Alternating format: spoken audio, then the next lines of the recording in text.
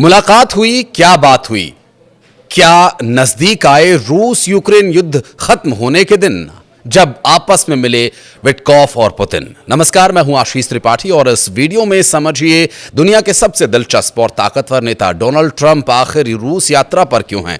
मुलाकात के बाद क्रेमलिन प्रवक्ता दिमित्री पेस्कोव ने कहा कि ट्रंप और पुतिन के बीच भविष्य में आमने सामने की मीटिंग पर चर्चा हुई। हालांकि पेस्कोव ने विटकॉफ पुतिन की बातचीत से बहुत उम्मीद नहीं जताई है। उन्होंने रूसी मीडिया को बताया कि यूएस दूत की यात्रा ऐतिहासिक नहीं होगी और इससे कोई बड़ी सफलता मिलने की उम्मीद भी नहीं है। अमेरिकी प्रेसिडेंट डोनाल्ड ट्रंप विशेष दूत स्टीव विटकॉफ ने रूस के प्रेसिडेंट व्लादिमीर पुतिन से मुलाकात की है। यह मीटिंग शुक्रवार को सेंट पीटर्सबर्ग के प्रेसिडेंट लाइब्रेरी में हुई। क्रेमलिन की ओर से मीटिंग के बाद जारी बयान में यह कहा गया कि बातचीत का मुख्य विषय यूक्रेन में शांति स्थापित करने पर चर्चा करना था। रूस की मीडिया ने दावा यह किया कि यह बातचीत 4 घंटे से भी ज्यादा समय तक चली। विटकॉफ के रूस के इस दौरे के बाद माना यह जा रहा है कि अब डोनाल्ड ट्रंप और व्लादिमीर पुतिन की मुलाकात भी हो सकती है। विटकॉफ ने व्लादिमीर पुतिन के निवेश दूत किरिल दिमित्रियेव से भी बातचीत की है। एक एजेंसी के मुताबिक दिमित्रियेव ने विटकॉफ के साथ मीटिंग को सकारात्मक बताया। हालांकि यूक्रेन में शांति की बहुत उम्मीद अभी नहीं दिखाई दे रही है, क्योंकि युद्ध को रोकने के लिए जो शर्तें रखी जा रही हैं उन पर दोनों देशों में सहमति अभी नहीं बन पा रही है। रूस युद्ध विराम के लिए जो शर्तें रख रहा है उनमें यूक्रेन का नाटो में शामिल न होना, सेना कम करना और मॉस्को को कब्जे वाले 4 यूक्रेनी क्षेत्र सौंपना भी शामिल है।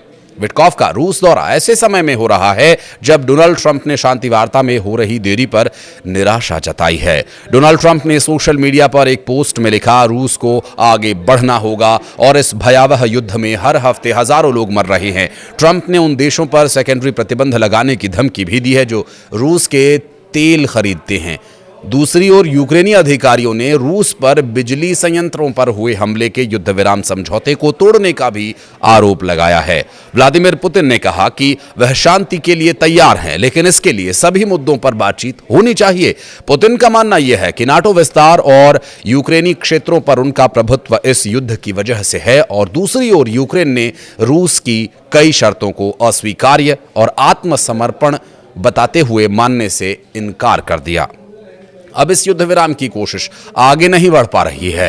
व्हाइट हाउस की प्रेस सचिव कैरोलिन लेविट ने शुक्रवार को बताया कि यूक्रेन जंग के युद्ध विराम समझौते की दिशा में चल रहे प्रयासों के तहत क्रेमलिन और रूसी प्रेसिडेंट व्लादिमीर पुतिन के साथ सीधी बातचीत करने के लिए अमेरिकी विशेष दूत स्टीव विटकॉफ वर्तमान में रूस में हैं, और प्रेस ब्रीफिंग में उन्होंने बताया कि ये युद्ध विराम के लिए बातचीत की एक प्रक्रिया के साथ साथ अंतिम शांति समझौते की दिशा में एक अहम कदम भी है। ट्रंप इस संघर्ष में दोनों पक्षों से काफी निराश हैं। वे लगातार हालात पर नजर बनाए हुए हैं।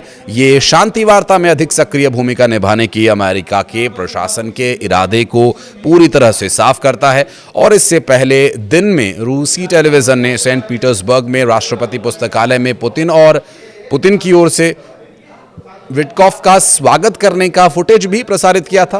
अल जजीरा, जो एक न्यूज़ चैनल है अंतर्राष्ट्रीय स्तर का, इसके द्वारा राज्य मीडिया एजेंसी का हवाला देते हुए बताया गया था कि बातचीत 4 घंटे से अधिक समय तक चली थी। क्रेमलिन की माने तो बैठक में यूक्रेनी समझौते के विभिन्न पहलुओं पर चर्चा की गई है। इससे पहले क्रेमलिन के प्रवक्ता दिमित्री पेस्कोव ने संकेत दिया था कि निकट भविष्य में पुतिन और ट्रंप के बीच आमने सामने की मुलाकात भी संभव है। इससे पहले राष्ट्रपति ट्रंप ने रूसी राष्ट्रपति पुतिन को सख्त चेतावनी दी थी कि अगर वो यूक्रेन युद्ध को खत्म करने में सहयोग नहीं करते हैं तो रूस के खिलाफ टैरिफ लगाए जा सकते हैं। और सीएनएन के मुताबिक एनसीबी न्यूज के साथ इंटरव्यू में ट्रंप ने भी कहा कि मैं बहुत नाराज था। पुतिन जब जेलेंस्की की साख पर सवाल उठाने लगे तो मुझे गुस्सा आ गया और सही दिशा ये नहीं है। ट्रंप ने कहा कि अगर नया नेतृत्व आता है तो कोई समझौता लंबे समय तक नहीं हो पाएगा। उन्होंने आगे ये चेताया कि अगर रूस समझौते के लिए तैयार नहीं होता है तो उसके तेल पर अमेरिका की ओर से नए द्वितीयक टैरिफ भी लगाए जा सकते हैं। इसमें चीनी सैनिकों का मुद्दा भी शामिल हो सकता है। और इसके अलावा अमेरिकी स्टेट डिपार्टमेंट के प्रवक्ता टैमी ब्रूस ने यह कहा कि चीन रूस का मददगार देश है जो जंग को बढ़ावा दे रहा है। रूस पहले भी चीन को ड्रोन पार्ट्स और माइक्रो इलेक्ट्रॉनिक्स देता रहा है, लेकिन सैनिकों की मौजूदगी हैरान कर देने वाली है। रूस यूक्रेन जंग में विदेशी सैनिकों की मौजूदगी के दावे पहले भी किए जाते रहे हैं। इससे पहले दक्षिण कोरिया ने यह दावा किया था कि उत्तर कोरिया के 10,000 सैनिक रूस की तरफ से यूक्रेन में जंग लड़ रहे हैं। हालांकि इन दावों के बीच चीनी सैनिकों का पकड़ा जाना और इस मुद्दे पर मामले को गरमाते देख आगे आने वाले वक्त में चाइना की ओर से क्या प्रतिक्रिया आती है, यह भी देखना होगा। शांति समझौते के लिए डोनाल्ड ट्रंप की तरफ से किए जा रहे प्रयास क्या काफी साबित होंगे?